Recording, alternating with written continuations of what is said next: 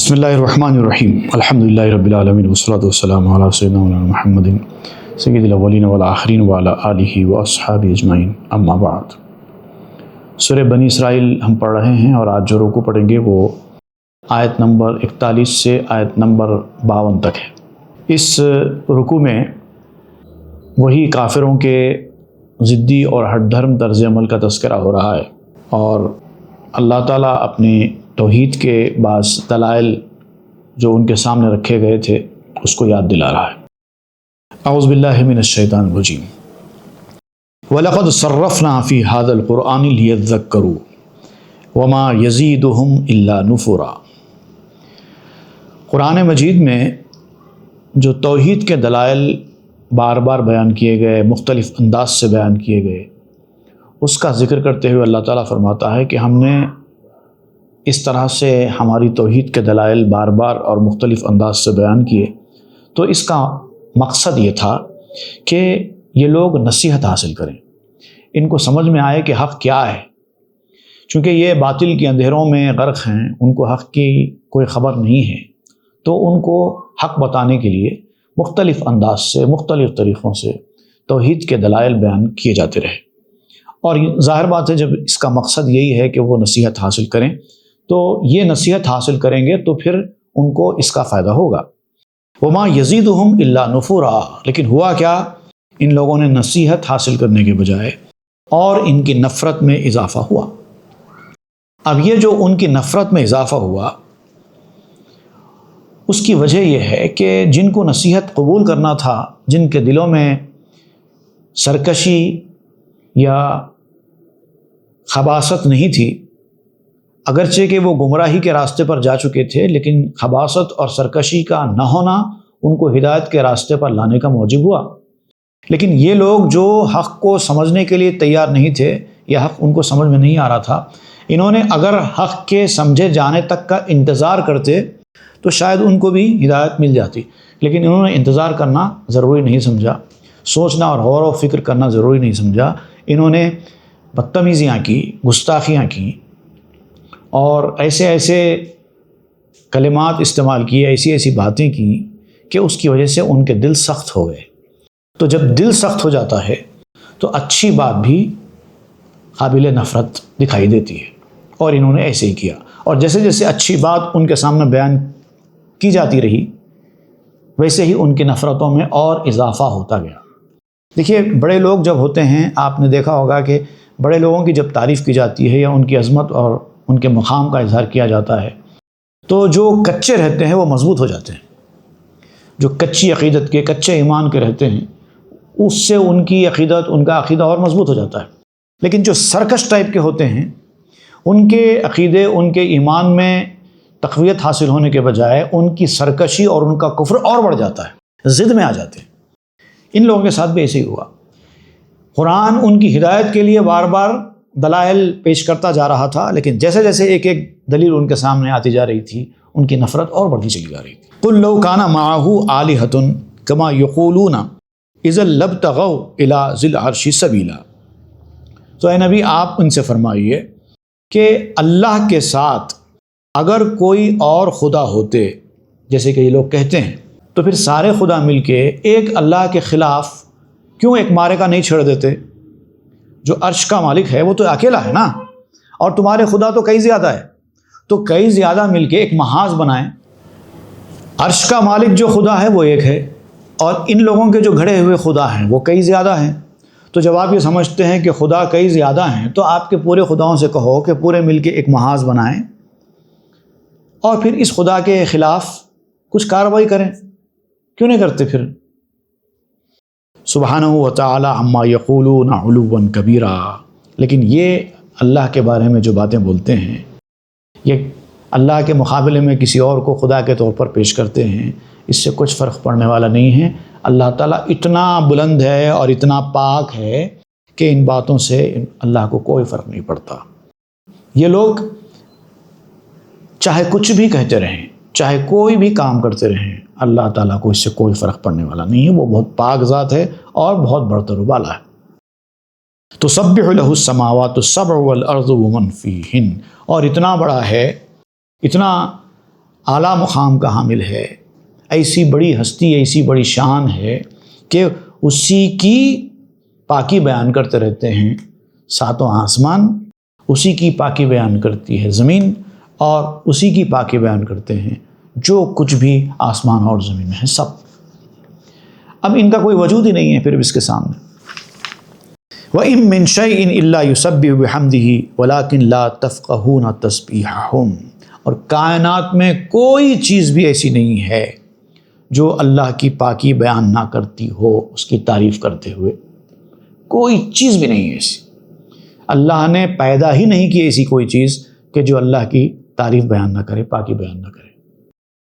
وَلَٰكِن لَّا تَفْقَهُونَ تَسْبِيحَهُمْ، لیکن مسئلہ یہ ہے کہ ان کی تسبیح کو تم نہیں سن سکتے، تم نہیں سمجھ سکتے۔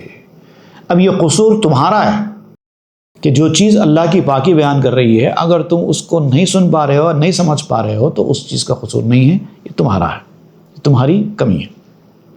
اِنَّهُ كَانَ حَلِيمًا غَفُورًا، اور وہ بہت بردبار ہے، بہت بخشنے والا ہے۔ تو وہ بردباری کا مظاہرہ کر رہا ہے، تم اس کے ساتھ سرکشیاں کر رہے ہیں، اس کے وجود کا انکار کر رہے ہیں، اس کے ساتھ دوسروں کو شریک ٹھہرا رہے ہیں۔ وہ چاہے تو آنے واحد میں تمہیں دبوچ سکتا ہے، تمہیں سزا دے سکتا ہے، تمہیں عذاب دے سکتا ہے، لیکن چونکہ وہ بردبار ہے، تحمل والا ہے، برداشت والا ہے، سب کچھ کر سکنے کے باوجود وہ تم کو مہلت دے رہا ہے۔ اور پھر چونکہ غفور بھی ہے، بخشنے والا بھی ہے، تو وہ کہتا ہے کہ تم اگر کبھی بھی اپنے اس راستے کو چھوڑ دو، ہدایت کے راستے پر آ جاؤ، تو میں تمہاری پرانی غلطیوں کو معاف کر دوں گا۔ وَإِذَا قَرَأْتَ الْقُرْآنَ جَعَلْنَا بَيْنَكَ وَبَيْنَ الَّذِينَ لَا يُؤْمِنُونَ بِالْآخِرَةِ حِجَابًا مَسْتُورًا۔ اب آپ جب ان کے سامنے قرآن پڑھتے ہیں نبی، تو قرآن کی اچھی باتوں کا ان کے اوپر کوئی اثر اس لیے نہیں ہوتا کہ ہم آپ کے اور ان کے درمیان، یہ جو آخرت پر ایمان نہ لانے والے ہیں، ان لوگوں کے درمیان ایک حجاب ڈال دیتے ہیں، ایک ایسا پردہ ڈال دیتے ہیں جو دکھائی نہیں دیتا۔ آج بھی آپ دیکھیں گے جن کی قسمت میں گمراہی لکھی ہوتی ہے، ان کے سامنے چاہے اچھی باتیں کتنی کی جائیں، ان کو رتی برابر بھی اس کا فرق نہیں پڑتا، وہ اپنی ضد اور اپنی ہٹ دھرمی پر اڑے ہوتے ہیں، بات ان کے کان میں ہی داخل نہیں ہوتی، سمجھنا تو دور کی بات، کیونکہ وہ ایک حجاب مستور ہے، ایک چھپا ہوا پردہ ہے جو ان کے اور ان کے کانوں کے درمیان حائل ہے۔ وَجَعَلْنَا عَلَىٰ قُلُوبِهِمْ أَكِنَّةً أَن يَفْقَهُوهُ وَفِي آذَانِهِمْ وَقْرًا، اور پھر ہم ڈال دیتے ہیں ان کے دلوں پر بھی پردہ تاکہ وہ اسے سمجھ ہی نہ سکیں، کیونکہ ان کی سرکشی اور گمراہی کی وجہ سے ان کے ساتھ ایسا معاملہ ہوا ہے۔ ان کے کانوں میں ایک قسم کا بوجھ ڈال دیتے ہیں، گرانی پیدا کر دیتے ہیں۔ ایک تو ان کی آنکھیں ایسی ہو جاتی ہیں کہ حق کو دیکھ نہیں سکتی، ان کے کان ایسے ہو جاتے ہیں کہ وہ حق ان کو سنا ہی نہیں دیتا، پھر ان کے دلوں کے اوپر بھی اتنا پردہ پڑ جاتا ہے، اگر وہ کوئی بات اتفاق سے بھی ان کے کان میں داخل ہو جائے تب بھی وہ دل چونکہ ان کا ایسا ہو چکا ہے کہ سمجھنے کے قابل نہیں رہا، تو بات ان کو سمجھ میں نہیں آتی۔ آپ ایک بات کرتے ہیں، وہ ایک بات کرتے ہیں۔ وَإِذَا ذَكَرْتَ رَبَّكَ فِي الْقُرْآنِ وَحْدَهُ وَلَّوْا عَلَىٰ أَدْبَارِهِمْ نُفُورًا، اور جب آپ اللہ کا ذکر کرتے ہیں قرآن کے ذریعے، یا اپنے رب کا قرآن میں ذکر کرتے ہیں ان کے سامنے، تو وہ نفرت کے ساتھ پیٹ پھیر کر چلے جاتے ہیں۔ نحن اعلم بما يستمعون به اذ يستمعون اليك واذ هم نجوى اذ يقول الظالمون ان تتبعون الا رجلا مسحورا، اور ہم خوب جانتے ہیں، اچھی طرح جانتے ہیں، یہ جو سنتے ہیں نا آپ کی بات بھی کان لگا کر سنے جیسا کرتے ہیں آپ کی طرف۔ آپ جب قرآن کی آیتیں پڑھ کر سناتے ہیں، حق کی باتیں بیان کرتے ہیں، تو آپ کے سامنے ایسے بیٹھ کر سنتے ہیں، ایسا معلوم ہوتا ہے کہ یہ بہت غور سے سن رہے ہیں اور بہت غور سے سن کر سمجھنے کی کوشش کر رہے ہیں، اور ایسا لگتا ہے کہ یہ بہت جلد اب ہدایت کا راستہ اختیار کرنے والے ہیں، ایسا لگتا ہے۔ لیکن ہم خوب جانتے ہیں کہ یہاں سے جانے کے بعد جب اپنے حلقے کے لوگوں کے ساتھ میں بیٹھتے ہیں تو کیا کیا کرتے ہیں، کیا کیا بات کرتے ہیں، اور پھر جب محفل میں بھی بیٹھتے ہیں آپ کے ساتھ تو کس طرح سے آپس میں سرگوشیاں کرتے ہیں، اشاروں میں مذاق اڑاتے ہیں، وہ بھی ہم خوب جانتے ہیں۔ اذ یقول الظالمون ان تتبعون الا رجلا مسحورا، اور یہ ایک دوسرے سے کہنے لگتے ہیں یہ ظالم کہ کس کی پیروی کر رہے ہو، کس کی بات سن رہے ہو؟ جب کوئی سننے والا ان کو دکھائی دیتا ہے تو چونکہ ابھی وہ کچا ہوتا ہے تو اس کو بہکانے کی کوشش کرتے ہیں، کیوں سن رہے ہو بھائی، کس کی بات سن رہے ہو؟ ایک ایسے آدمی کی بات سن رہے ہو جس پر جادو کر دیا گیا ہے، اس آدمی کے اوپر ایک خاص قسم کا جادو ہو گیا ہے اور جادو کے اثر سے یہ ساری باتیں بول رہا ہے۔ اب ایک جادو ایک ایسا لفظ ہے، چونکہ جادو میں ایسی چیزیں ہوتی ہیں کہ انسان کی عقل کام نہ کرے تو اس کو بھی جادو پر محمول کر دیتے ہیں، تو وہ جو ہدایت کے راستے پر آنے کی امید ہوتی ہے جس آدمی کی، وہ بھی ان کی باتوں میں آ کر بھٹک جاتا ہے۔ انظر کیف ضربوا لک الامثال، اور دیکھیے یہ گستاخ قسم کے لوگ آپ کے بارے میں کیسی کیسی مثالیں بیان کرتے ہیں۔ فضلوا فلا یستطیعون سبیلا، اور اسی وجہ سے ان کی اس سرکشیوں، ان کی گستاخیوں کی وجہ سے وہ گمراہ ہوئے ہیں۔ ان کے گمراہ ہونے کا سبب یہ نہیں ہے کہ اللہ تعالیٰ نے ان کو گمراہ کیا ہے، بلکہ اللہ تعالیٰ نے ان کو ان کے حال پہ چھوڑ دیا ہے اور وہ اپنی گستاخیوں کے سبب گمراہ ہو گئے اور اس حالت میں پہنچ گئے ہیں فلا یستطیعون سبیلا، اب ان کو ہدایت کا کوئی راستہ دکھائی نہیں دیتا۔ وقالوا اذا كنا عظاما ورفاتا، اور جب ان سے قیامت کے دن کے بارے میں کہا جاتا ہے کہ بھئی قیامت آنے والی ہے، ایک روز حشر ہوگا، وہاں پر حساب کتاب ہوگا، وہاں پر سب کو جمع کیا جائے گا، تو وہ کہنے لگتے ہیں مذاق اڑاتے ہوئے کہ جب ہم مر جائیں گے، ہماری ہڈیاں گل جائیں گی، ہم ریزہ ریزہ ہو جائیں گے، اِنَّا لَمَبْعُوثُونَ خَلْقًا جَدِيدًا، کیا ہم کو از سے نو پیدا کر کے اٹھایا جائے گا؟ کوئی سمجھنے آنے والی بات ہے؟ بھئی ایک آدمی مر گیا، ہڈی پھسلی گل گئی، ریزہ ریزہ ہو گئے، زمین نے اس کی جسم کو کھا لیا، اب کچھ نہیں بچا، اور آپ کہتے ہیں کہ پھر سے آدمی آئے گا، اس کا حساب کتاب ہوگا؟ کچھ سمجھ میں آنے والی بات تو نہیں ہے۔ قُلْ كُونُوا حِجَارَةً أَوْ حَدِيدًا، تو اب اللہ تعالیٰ اس کا جواب میں فرما رہا ہے، نبی آپ ان سے کہیے ہونا تو ایسا ہی ہے، یہ تو کچھ بھی نہیں ہے، تم مٹی میں مل کے ریزہ ریزہ ہوئے ہو، تم اگر پتھر بن جاؤ یا لوہا بن جاؤ گل کے، تب بھی تم کو نکالا جائے گا، تب بھی تمہیں زندہ کیا جائے گا۔ او خلقا مما یکبر فی صدورکم، اور تم ایسی مخلوق اگر بن جاؤ جس کا اثر پیدا ہونا تمہارے خیال میں ممکن نہیں ہے، تب بھی زندہ کیا جائے گا، تب بھی حساب کتاب ہوگا۔ فسیقولون من یعیدنا، اب یہ لوگ پھر کہیں گے یہ بات سن کے، آخر زندہ کرے گا کون؟ کون زندہ کرے گا ہم کو اس حالت میں؟ قل الذی فطرکم اول مرہ، آپ ان سے کہیے کہ جب تم کچھ نہیں تھے تو تم کو جس نے پیدا کیا وہی زندہ کرے گا۔ دیکھیے یہ ایک لاجیکل پوائنٹ بیان کیا جا رہا ہے، ایک چیز بن گئی، اب ٹوٹ پھوٹ گئی، برباد ہو گئی، اس کو پھر سے تازہ کرنا یہ مشکل کام ہے، یا جو تھی ہی نہیں اس کو پیدا کرنا زیادہ مشکل کام ہے؟ ایک لاجیکل پوائنٹ ہے نا۔ تو اللہ تعالیٰ فرماتا ہے جب کچھ تھا ہی نہیں تو ہم نے تم کو پیدا کیا، اب جب تم مر گئے تو تمہارا زندہ کرنا ہمارے لیے کیا مشکل ہے؟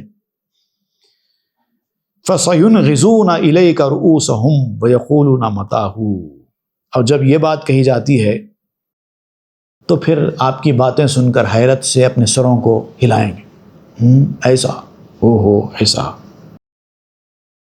وَيَقُولُونَ مَتَاهُ، اور کہیں گے کہ پھر ایسا ہونے والا ہے، ایسا تو پھر کب ہوگا؟ اگر ہوگا تو کب ہوگا بھی بتائیے۔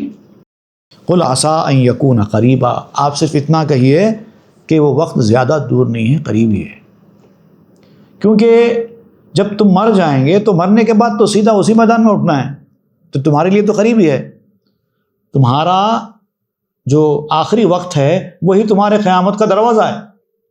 اب تمہارے مرنے کے بعد کتنی صدیوں کے بعد قیامت قائم ہوگی اس سے تم کو کیا سروکار ہے؟ تم تو مرنے کے بعد سیدھا قیامت میں اٹھنے والے ہو، تو قریب ہی سمجھو۔ یوم یدعوکم فتستجیبون بحمدہ وتظنون ان لبثتم الا قلیلا، اس دن کو یاد کرو جب تمہیں اللہ کے حضور بلایا جائے گا، اس دن تم کو بلایا جائے گا، فتستجیبون بحمدہ، اور جب تم کو اللہ تعالیٰ بلائے گا تو پھر تم اللہ کی حمد کرتے ہوئے اللہ کے حضور میں حاضر ہونے والے ہو۔ اب تو تم بڑا انکار کر رہے ہو، اللہ کی حمد و توصیف کرنا نہیں چاہتے ہو، اس کی تسبیح بیان کرنا نہیں چاہتے، غلط باتیں کہتے ہو، لیکن جب تم کو پکارا جائے گا نا تو تم خود تسبیح کرتے ہوئے آئیں گے، تم خود تحمید کرتے ہوئے آئیں گے۔ وَتَظُنُّونَ إِن لَبِثْتُمْ إِلَّا قَلِيلًا، اور اس وقت تم یہ گمان کر رہے ہوں گے کہ ہم تو دنیا میں زیادہ دن رہے ہی نہیں۔ اگر کسی کو 200 سال، 400 سال، 800 سال کی عمر بھی دی جائے دنیا میں، تو جب وہ پکارا جائے گا، جب وہ حاضر ہوں گے، اس وقت ان کو ایسے ہی لگے گا جیسے ہم دنیا میں تھوڑے دن رہ کے آ گئے، کیونکہ سب دنیا کی زندگی بھلا دی جائے گی۔ صرف جو انہوں نے کارنامے کیے ہیں، جو انہوں نے اعمال کیے ہیں، وہی ان کے ساتھ ہوں گے۔ دنیا کی زندگی تو بھول جانے والی ہے۔ بھئی آپ میں سے بھی کتنے لوگ، کسی کی عمر 30 سال ہو، کسی کی عمر 40 سال ہو گئی، کسی کی عمر 50 سال، کسی کی عمر 60 سال ہو گئی۔ ذرا یہ گزرے ہوئے دنوں کو یاد کر کے دیکھیے کتنی آسانی سے گزر گئے۔ آپ کو ایسا لگتا ہے کہ بس چند سالوں کی بات ہے، پرسوں ہم دنیا میں آئے تھے، اب اتنے بڑے ہو گئے۔ ایسی مرتے وقت ایسی لگے گا، اور جب اس دنیا میں وہاں پر پہنچیں گے تو دنیا کی زندگی جو تم گزار کے آئے وہ تم کو خواب کی سی لگے گی، اور ایسا لگے گا کہ ہم بس تھوڑے دن رہ کے دنیا میں آ گئے۔ لیکن اس کا حساب کتاب تو اتنا بڑا ہے، اس کا اجر تو اتنا بڑا ہے۔ تو چھوٹی سی زندگی کا اجر اتنا بڑا مل رہا ہے، چاہے وہ اچھے میں ملے چاہے برے میں ملے، لیکن اس وقت تو ایسے ہی لگے گا۔ صدق اللہ العظیم وصدق رسول النبی الامین الکریم ونحن علی ذلک من الشاہدین والشاکرین، آمین والحمد للہ رب العالمین۔